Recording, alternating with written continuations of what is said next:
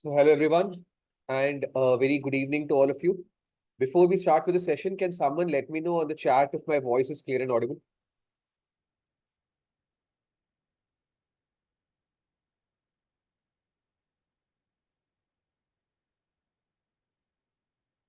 All right, thank you so much, Kushal.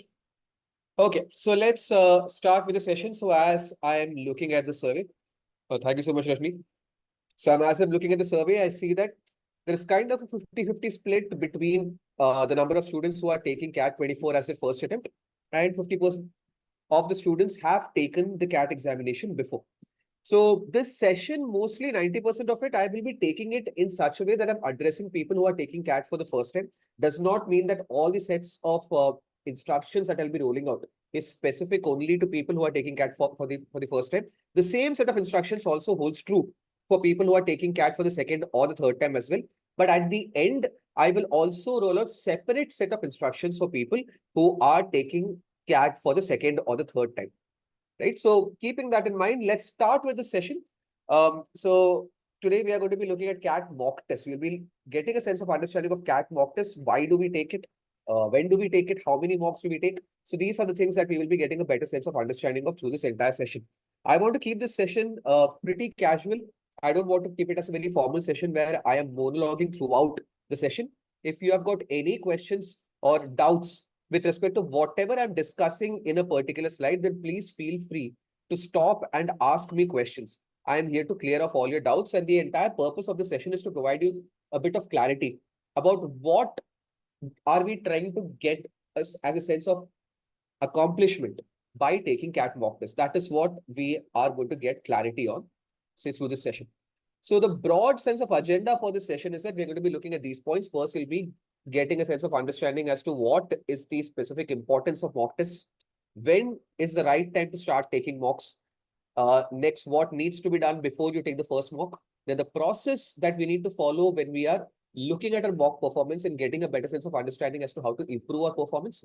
Then we will talk about how the purpose of taking mocks changes as the months progress, as we get closer and closer to the CAT examination. So that is what I mentioned here as the 4 phases of taking CAT mock test. And then finally, as I said before, we'll be looking at specific sense of instructions for people who are repeating with CAT 24, right? So let's start off with the first point itself. Let's first understand the importance of mock test. And I can broadly classify or broadly say that there are 4 major things or significances of taking mock test.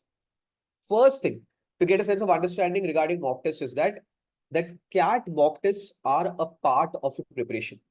They are not the culmination of your preparation. So this is a very common mistake that multiple students make while they're preparing for this examination, is that they think that let me first finish the syllabus, let me complete my syllabus, and once the entire syllabus is over, then I will start taking mock test as the final part of preparation. Well, that is absolutely not true. It is not a culmination of your preparation. It is part of your preparation.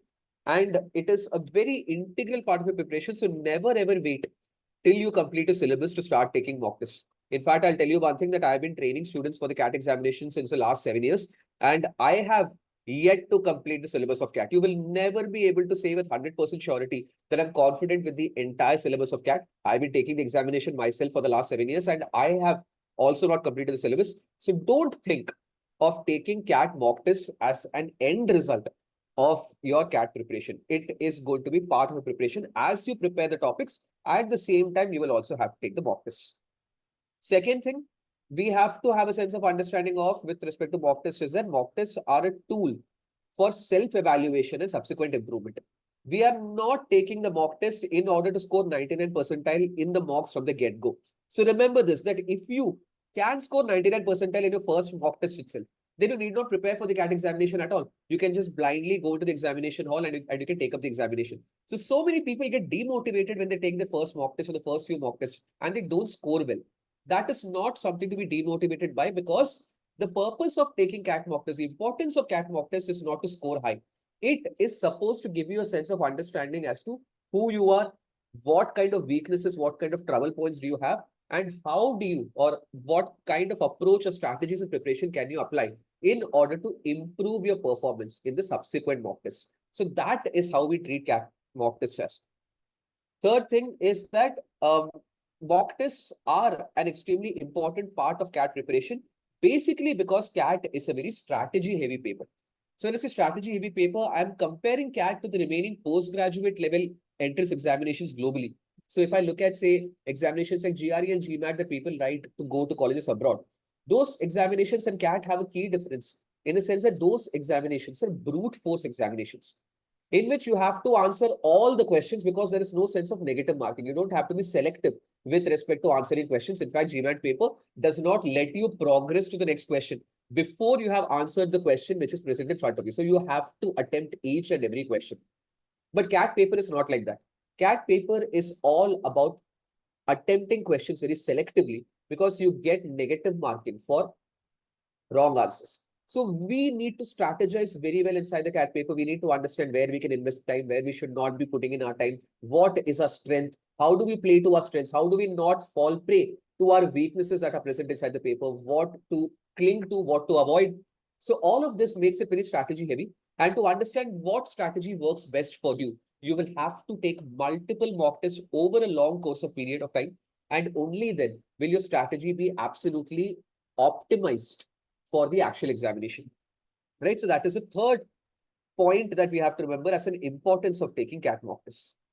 The fourth thing to remember about taking CAT mock tests is that it is the most critical aspect for preparation. So people might say that the most important part of CAT say preparation is practicing topics from basic arithmetic because arithmetic topics are the maximum inside the paper. Some of them might tell you that reading comprehensions are extremely important to practice because you can score very high in the reading comprehension part of the paper. Some people might say that LRDI is the toughest part of the CAT paper, so you need to practice that the most. Well, all of these are true. But despite that, the most important part of CAT preparation is taking mock tests. No one can tell me that they are prepared for the CAT examination without at least taking 10 to 15 mocks at the bare minimum.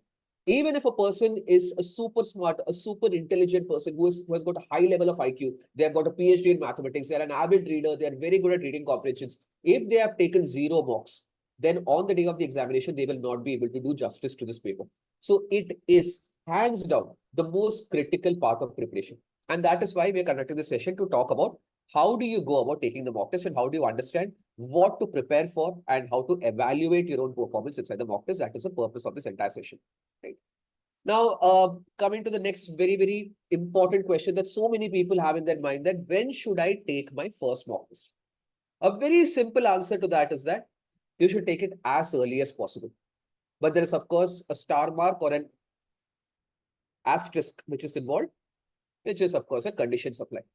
So as early as possible, because early starters have a distinct sense of an advantage. The later you start taking mock tests, the later you start preparing for the CAT paper itself, the more you will have to cram as you get closer to the examination. People who start really early can actually relax and prepare for an examination like CAT. You don't have to stress out too much about preparing for a paper like CAT. You can easily, in a very, very relaxed sense, you can prepare for this particular examination. So try to start as early as possible and try to take the first mock as early as possible. But yes, there are certain conditions that you have to fulfill before you take the first mock. So what are these conditions that I'm talking about here? Let's understand that. So before the first mock, what is it that we're definitely supposed to ensure before we start our first mock itself? Right?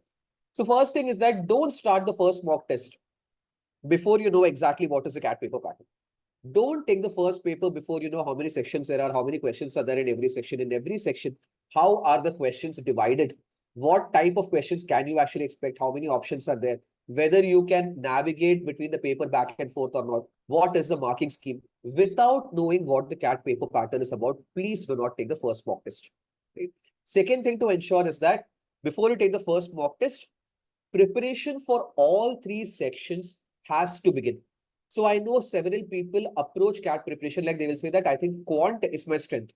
So let me finish quant first, then I will start LRDI, then I will do VRC. So this kind of an approach towards CAT preparation never works because we will not be able to use mock tests to its fullest potential if we do not know how to attempt the questions at the very foundation level, some questions of all 3 sections. So preparation for all 3 sections of VRC, LRDI and quant must begin before you take the first mock test. And what do I mean by begin? What are you supposed to complete? So first thing I'll tell you is that with respect to the quant module, at least one of the modules of the quantitative ability part of the paper, you should be clear with the basics of. You don't have to be an expert in it, but you should be clear with the basics of it. Now, what do I mean by modules? So I personally like to divide the syllabus of the CAT papers quant section into modules like arithmetic, algebra, geometry. Then you have got number systems or number theory. And then you have got modern maths of PNC and probability. So there are 5 major modules, in my opinion. That's how I divide the CAT paper into. And of these 5 modules, at least one module, preferably the module of basic arithmetic, you should be absolutely clear with, right? You should be able to know how to solve extremely simple foundation level questions from one of these topics at the bare minimum before you take the first CAT paper. And similarly, when it comes to the remaining 2 sections, VRC and LRDI, you must have practiced a bit of reading comprehension. So you should be in touch with solving reading comprehension exercises for at least a week. You should have practiced and solved at least 20-25 sets of LR and DI. So once you have done all of this, then you are ready to take the first mock. Nothing more than this is actually required as preparation before you take the first mock test. And the final thing that you need to have done before you take the first mock is that you should have quelled the fear and a sense of apprehension that we all have within ourselves. I know so many people who I tell them, when I tell them to take the first mock, they say that I will take it this weekend. And then they don't take it that weekend because they say that, sir, I think I'm not prepared enough. So let me prepare for 1 more week, then I will take the paper after that. Then they will say that, okay, 1 more week I'll prepare. Then 1 more week I'll prepare. Why? Because they're afraid that they might get a really low score inside the mock test, and that fear keeps them from taking the mock because they judge themselves on the performance of the very first mock test. So don't do that, because you're supposed to score low in your first mock test, and only that low score will help you understand where you're going wrong. So you need to do away with the fear of getting a low score. Getting a low score is not a problem at all inside the CAT examination. So quell the fear and apprehension, and once you have done away with that fear, just plunge into the first mock and take it. No matter how much you score, it does not matter at all, even if you score 0 or negative, but the first mock needs to be taken as early as possible once these preparations have been done. Okay, if this is clear, let's move on and let's talk about what are you supposed to do after taking the mock. So the biggest mistake, again, that several students make after taking the mock test is that they do not analyze their performance well enough.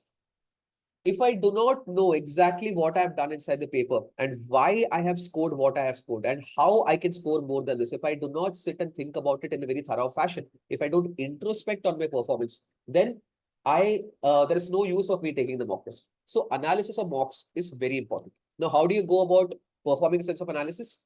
Firstly, I'll tell you that analysis of the mock should take twice the amount of time as the mock test itself. The CAT papers are 2 hours long. So at least bare minimum, you should spend 4 hours in performing a sense of analysis of the paper. You have to go through all of the questions that you've attempted, the questions that you have not attempted, the questions that you've gotten right, gotten wrong. Ask yourself, how could you have gotten those questions right which you have gotten wrong? Whether the questions that you've gotten right, were they a fluke? Did you resort to guesswork, or can you ensure that the same score at least you can consistently get in subsequent mocks? How can you manage time better?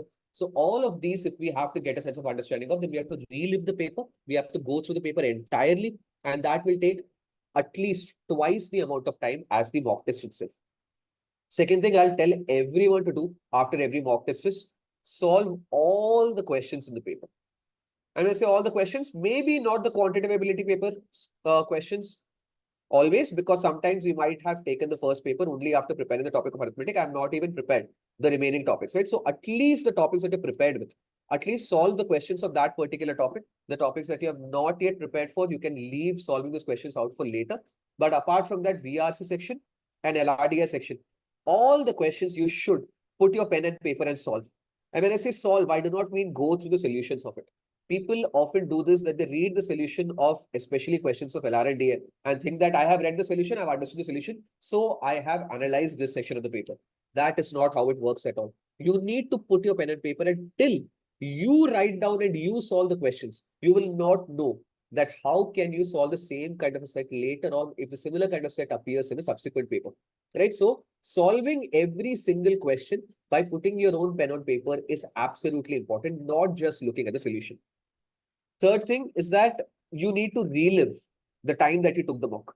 You need to ask yourself every time that you look at a wrong response or a question that is very easy and you have left it alone inside the paper, that why did I get this particular question incorrect? Why did I leave such an easy question inside the paper? So for that, you have to go back to the state of mind you were in while you were taking the mock test. You have to relive that entire experience and you need to ask yourself that what was going on in my mind because of which I made such a horrible mistake. And only then will you be able to understand the root cause of why you did not score as much as is your potential. So reliving the entire mock and introspecting as to what exactly went wrong is extremely important when you're performing a sense of analysis. And last thing that I would recommend for everyone is that to perform an analysis of your paper, a second pair of eyes helps a lot. So let's say second pair of eyes, I mean that sometimes, when we look at our own mistakes, when we look at the questions that we have left, then there is a sense of bias inside us that, yeah, I have left all the questions that are very difficult. How could I have solved this correctly?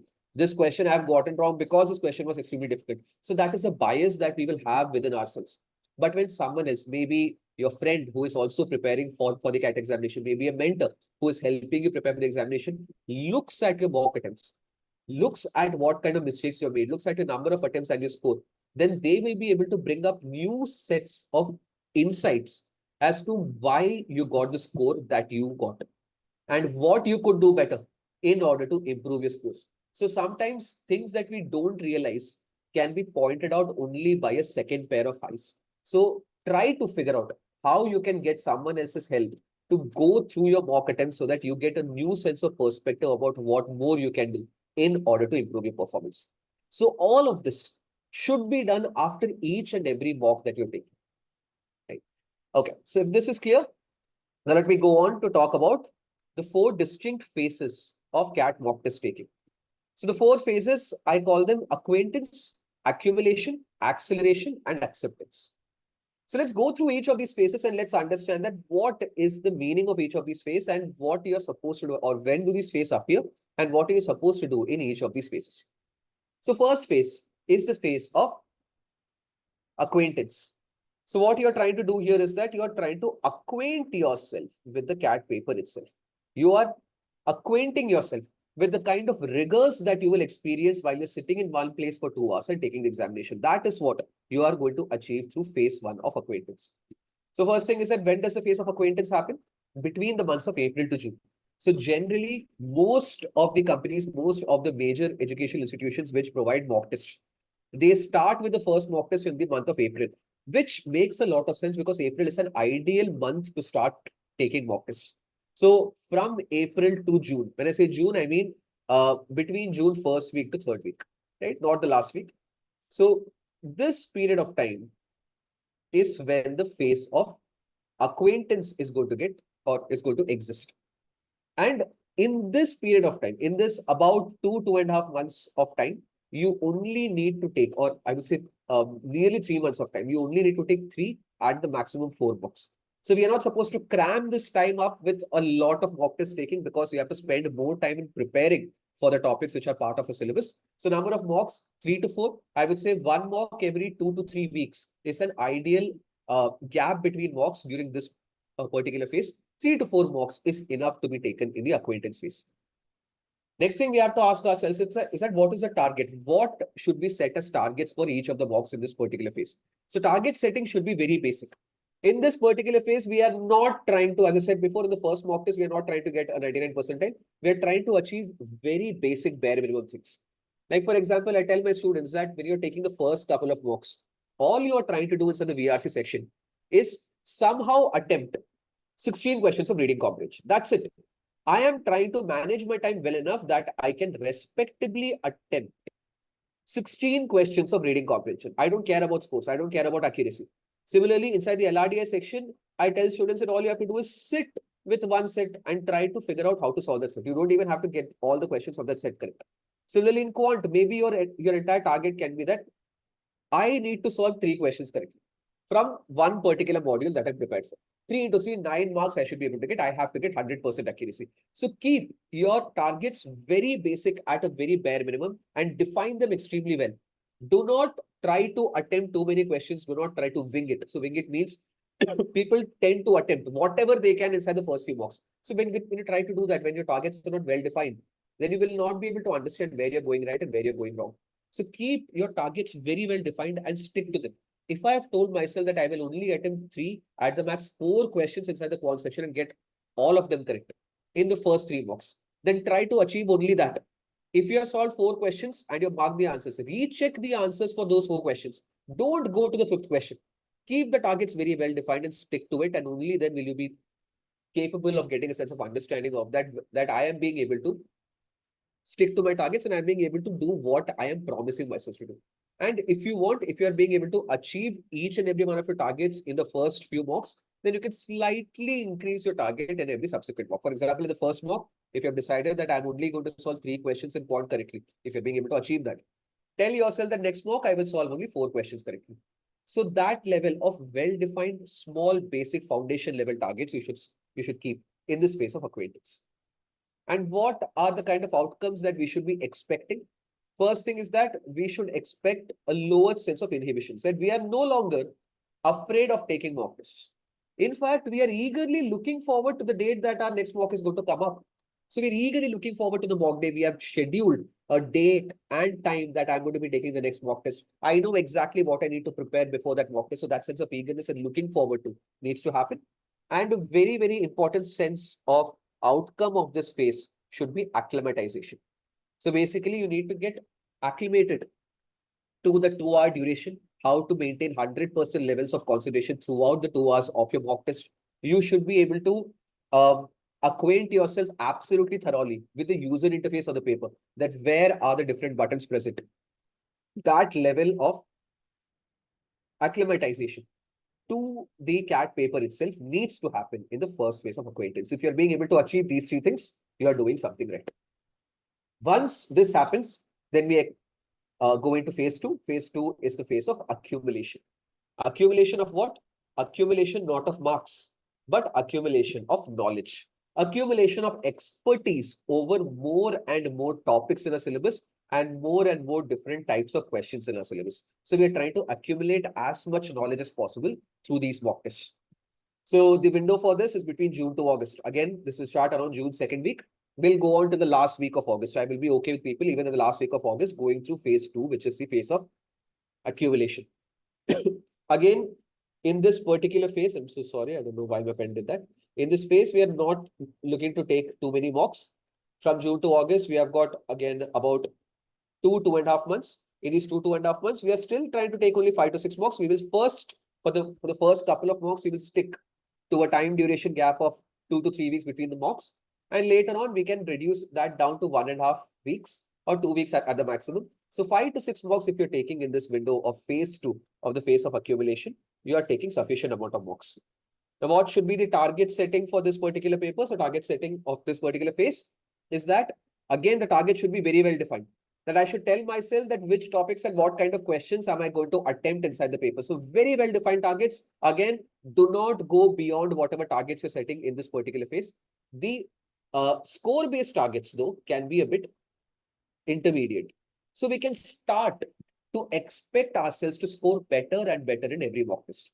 That if I am getting, say, an average score of 20 marks inside the BRC section in the first phase of acquaintance, then next phase, accumulation, I need to strive to somehow get to a total of 28 marks.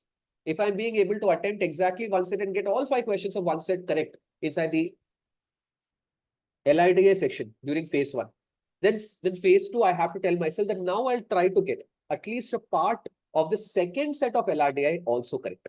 Like I'm solving 5 questions of one set correctly, and beyond that, I'm going to at least get 2 more questions correct from 1 more set. So slightly raised level of targets. It's not basic foundation level targets anymore, but the target still needs to be very well defined. Sometimes the targets also have to be counterintuitive. So what do I mean by counterintuitive is that during the accumulation phase, you should realize that what kind of questions and what kind of topics are you shying away from. So sometimes you will say that in the next mock, I'm going to be attempting questions from arithmetic and geometry and permutations, combinations, and probability. Then what will happen is that once the mock is over, you will realize that you have attempted 0 questions of geometry and permutations, combinations, and a probability. and you have still been able to achieve your target score because all of the target score has been coming from the topic, from the questions of basic arithmetic itself. So if this happens, what it should tell you is that I am purposely shying away from even touching questions of geometry and PNC, although it is part of my target. So then what you do is that to shed your fear of such topics, in the next mock test, you will tell yourself that I will not attempt questions of arithmetic. Even if I'm going to take a hit on my scores, even if my quant scores are going to go down, it's fine. What I'm trying to do is that I'm trying to shed my fear of particular topics. I will try to attempt questions of those topics only that I'm afraid of. Because if I don't do that, this accumulation will never happen. Only when I start to attempt questions or from topics that I'm actually afraid of, will I learn how to pick up easier questions of that particular topic and attempt it on the day of the examination. So your targets sometimes have to be counterintuitive. That in the last mock, I've scored 24 marks in the quant section. Next mock, my target is only 12 marks. Why? Because only geometry questions and permutations, combinations, and probability questions I'm going to attempt.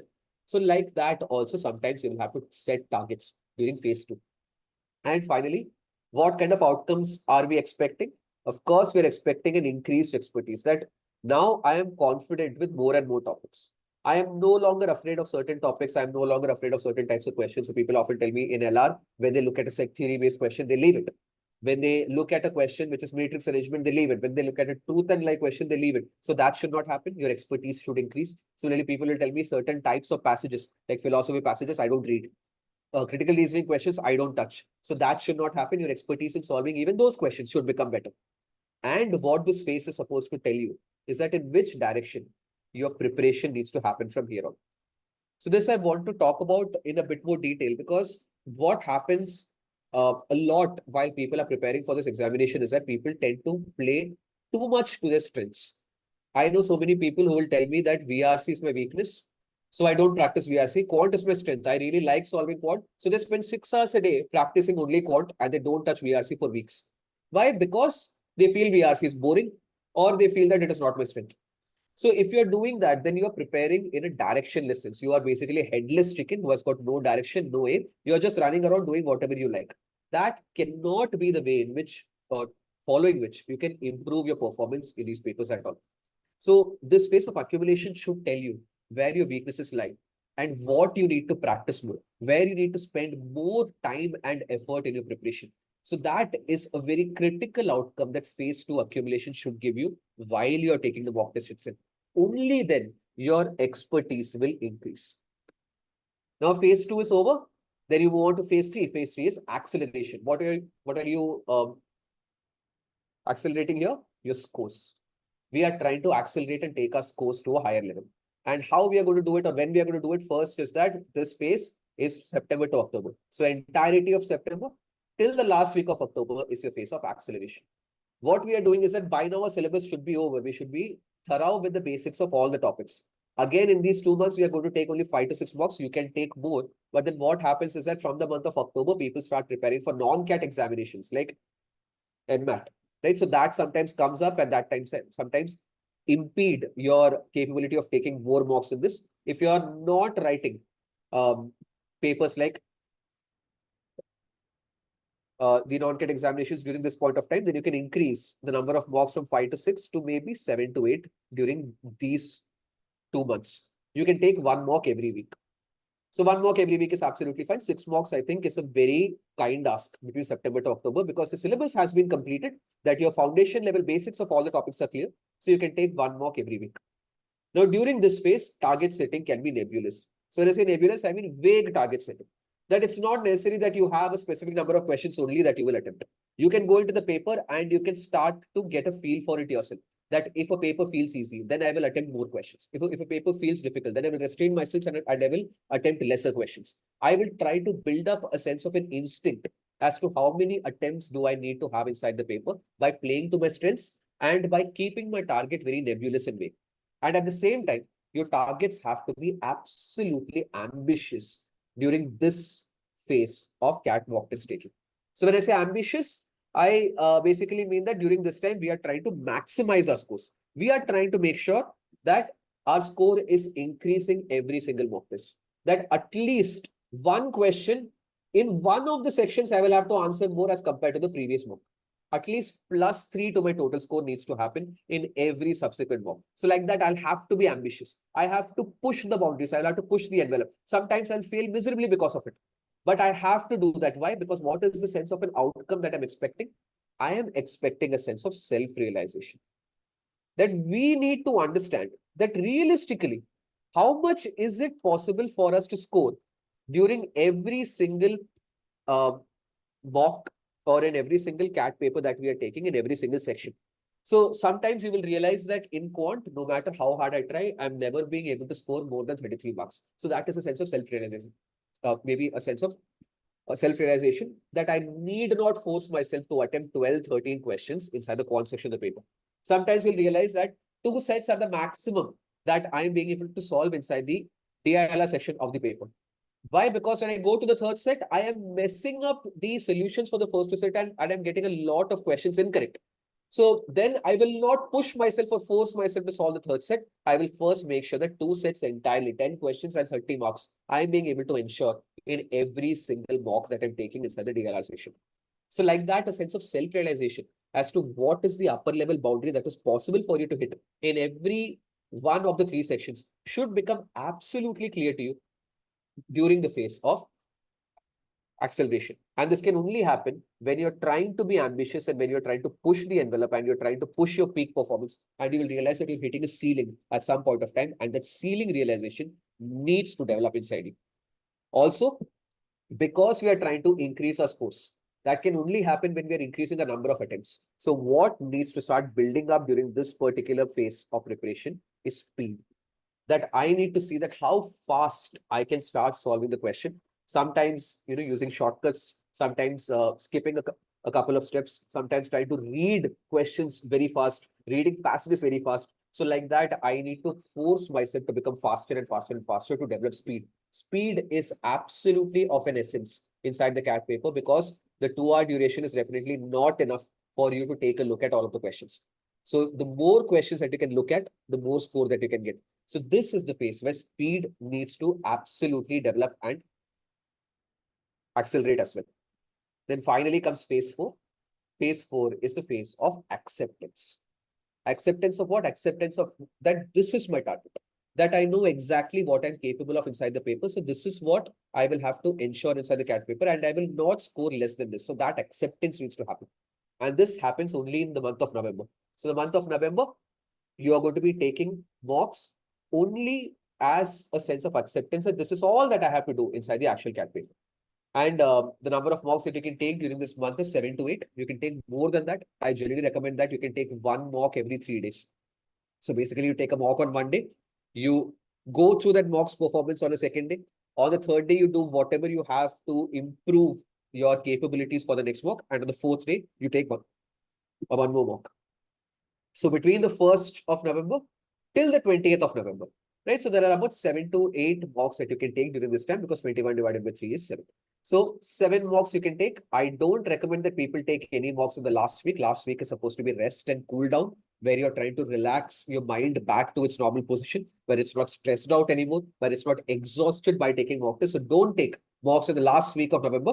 Give yourself a bit of rest before the actual CAT paper. But before that, November should be crammed with mocks. It's mock analysis, mock analysis, mock analysis. That is how the month of November needs to go on. You should not be touching your books in terms of preparation at all during this month. Now, what are the targets? Target setting is instinctive. So your instinct while you're giving the paper itself should tell you that looking at this paper, while giving the paper itself, I can understand that this is a tough paper. So I'm looking at only this level of performance. This many number of attempts is enough. This score should be enough. So keep your target setting very, very instinctive and at the same time very conservative. So when I say conservative, don't say that I'm going to solve 21 questions inside the quant section. Right? Keep it conservative. Why? Because in the previous phase, we have understood where our ceilings lie. So stick to the ceiling. Don't try to break through the ceiling. We are vying for consistency. That consistently I have to get similar scores inside the phase 4 of acceptance during the month of November. And finally, in this phase 4, the kind of outcomes that we are actually expecting is we need to set realistic expectations for ourselves inside the CAT paper so that on the day of the CAT examination, we are not getting frazzled if we are not being able to solve too many questions. That I need to have realistic expectations of what am I good at, what am I bad at, right? Whether I can judge the level of difficulty of a particular paper or not. When the paper is difficult, I can only attempt this many number of questions. When the paper is easy, I can attempt this many number of questions. So that kind of a realistic expectation of what you can do inside the paper needs to be cemented during phase 4. Because so many times people don't have realistic expectations, and what they do is that during the CAT examination, they try to attempt 16, 17 quant questions when the quant section is the toughest that it has been in the last 10 years. So in that pursuit of solving 16, 17 questions, they get about 10 questions wrong, which greatly negatively affects the score. So make sure that you're having very realistic expectations at the end of phase 4, that this is what I can do on the day of the CAT examination. And finally, letting go. You need to let go of probably a few topics inside a syllabus. So sometimes what might happen is that by November, you would not have covered maybe level 2 or level 3 or level of difficulty 3 level questions of certain topics like geometry and combinations, combinations and probability. So then once November hits, you have to let go of the fact that, okay, without these things as part of your expertise, I'm going to write the CAT examination. November is not a month where you should try and solve new types of questions, where you should try and cover new topics. It is a phase of acceptance, that I accept that this is the level of knowledge that I have. With this knowledge, I will now decide how well I can perform inside the examination. So these are the 4 phases of taking mock tests. Now, if this is clear, then finally, let me talk about, for repeat takers, a few sets of specific instructions. So for people who are repeating the CAT examination, especially if you have taken CAT 23 very seriously, then for you, acquaintance phase does not exist, because you're already acquainted with the paper. So you know exactly what the CAT paper is about. Your entire CAT mock test taking starts with the phase of accumulation. And where does the accumulation phase start from? It starts from your previous year CAT performance. Pick up your response key from last year's CAT paper. Look at how many questions you got right, how many questions you have got wrong, and analyze that like you would analyze a mock test. You will understand what are your pain points, what are your problems inside the CAT paper syllabus, what you need to work upon a bit more, and then start studying or preparing for those specific topics, and use that as a sense of an indicator as to what you need to prepare for when you're taking the first mock of this season. Now, for repeat takers, mock tests themselves have to be the linchpin for learning. Now, what is a linchpin? So if you have seen, say, bullock carts, then bullock cart wheels, if you see on the side, the wheels are attached with a pin in it. That pin is called a linchpin because the entire rotation of the wheel happens around this linchpin. Now, similarly, your entire preparation for repeat takers needs to revolve around mock tests. You are not going to go back to basics and pick up conceptual understanding of what is percentages, what is ratio, what is meant by reading comprehension. If you start doing all of that, then there is no point of having taken the CAT paper last year. So we already have a bit of knowledge accumulated from last year. So we're going to build upon that knowledge. If we have to go back to some specific topics that I had studied last year and I've forgotten, then it's okay. But don't start from absolute scratch is what I'm saying. So make the mock test your linchpin. The mock test will tell you what you have forgotten and what you remember, and use the mock scores as a sense of indication as to what you need to practice more. So your entire preparation starts from the phase of accumulation. And last thing for repeat takers, I would say, is that shedding old habits is necessary. So if you feel that last year, my entire problem section was a VRC section, right? Then it's very easy to say that VRC is my problem section still, and I'm really scared of it. So again, I will not attempt too many questions inside that section. That's the easier thing to say. But if you want to truly improve your scores, you need to forget whatever habits led you to a bad score last year. And then you need to start developing newer, more effective habits while you're taking the mock test this year. So please successfully identify and recognize what you did wrong last year because of which you got a lesser score. And do not ignore the signs of it. Shed those old bad habits and start anew and start looking for newer ways to approach the weaknesses in your syllabus. Right, so this is for repeat takers. And finally, before I get to the end of the knowledge part of this session, my closing thoughts that I want to communicate about CAT mock test overall is that, number one, mock test should be taken seriously.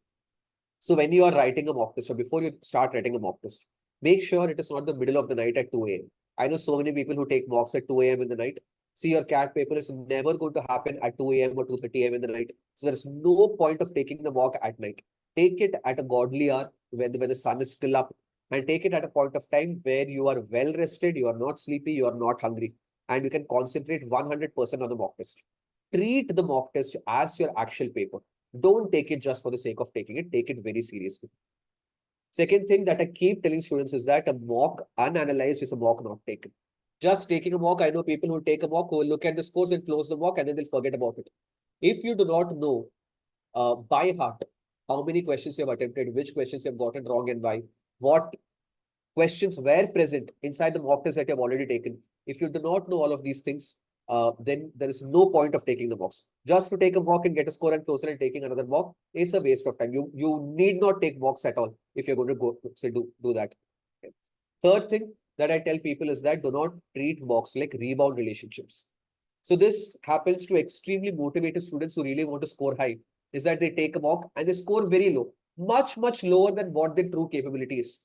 Then what they will do is that they will close the mock, they will be angry with themselves. The next day, immediately at sunrise, they will take a second mock test just to prove that they can score more. If you're doing this, then you're in a toxic relationship with CAT mock tests. Because again, taking a second mock without having looked at the previous mock and why you have not scored well enough in that mock and then working towards improving that score. If you're taking another mock, then you cannot expect a different result. So please don't do that. Please don't treat mocks like rebound relationships. Please don't take ego and don't let your pride get hurt by mock tests. Even if you score very less in mock tests, it doesn't matter. That's what mock tests are for. It is a safety jacket. It is a rescue jacket where you can go close to drowning. And then you can figure out why did I go, say, close to drowning in this particular mock and learn something from that and apply that only in the next mock after you have learned something from the previous mock.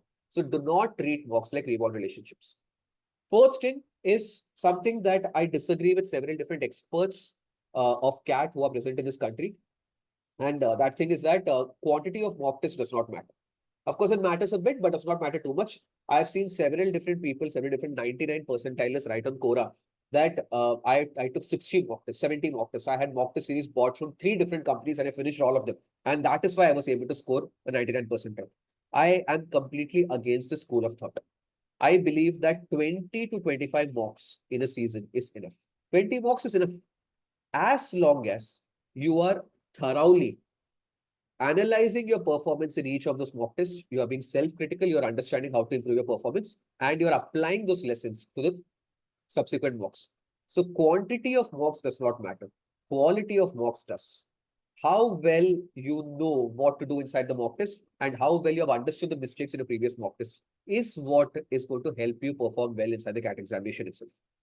Yes, for some people, I will say 60 mocks in a year might help. But who are those people? Those are the super smart, super genius people. If say someone is sitting here, I will completely ask you to disregard this particular sense of an instruction that people who are graduates of top level colleges like IITs, maybe say Kharagpur, Kanpur, gold medalist, silver medalist, or people who have gone to Lady Shriram or have gone to SRCC, and they are super genius to begin with, and they don't need to study at all.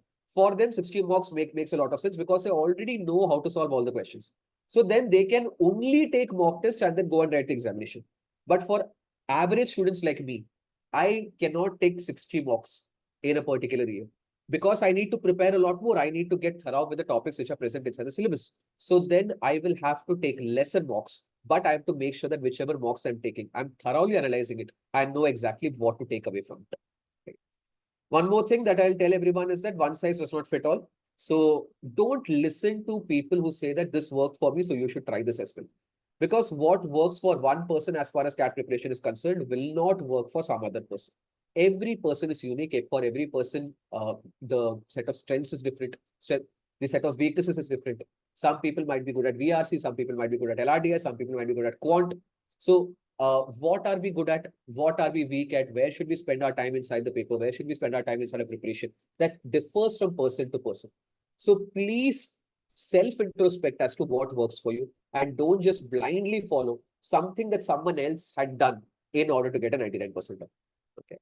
And second to last thing, as my closing thought is that remember that in the CAT paper, peaking at the right time is important, or for CAT preparation, peaking at the right time is important because I know so many people who will start preparing in an extremely motivated fashion. They will finish all this, they will study 10 to 12 hours per day and they'll finish the entire syllabus and take about 15 mocks by the month of August itself. They'll be scoring really well inside those mocks. then what will happen? They will lose interest in preparation because they've already exhausted themselves. They have pushed themselves to their critical capacity. They have studied for 10 to 15 hours every single day. And then after that, they are tired and they already know that they are scoring well. So then they will let off steam. They will not practice anything in September and October. And then November, they will try to get back to preparation and now it will be too late. So don't burn yourself out at the very beginning. Preparing for CAT is a marathon and not a sprint. So pace yourself in such a way that slowly and steadily your capabilities are increasing and peaking in the last week of November. So don't force yourself to be any faster than that.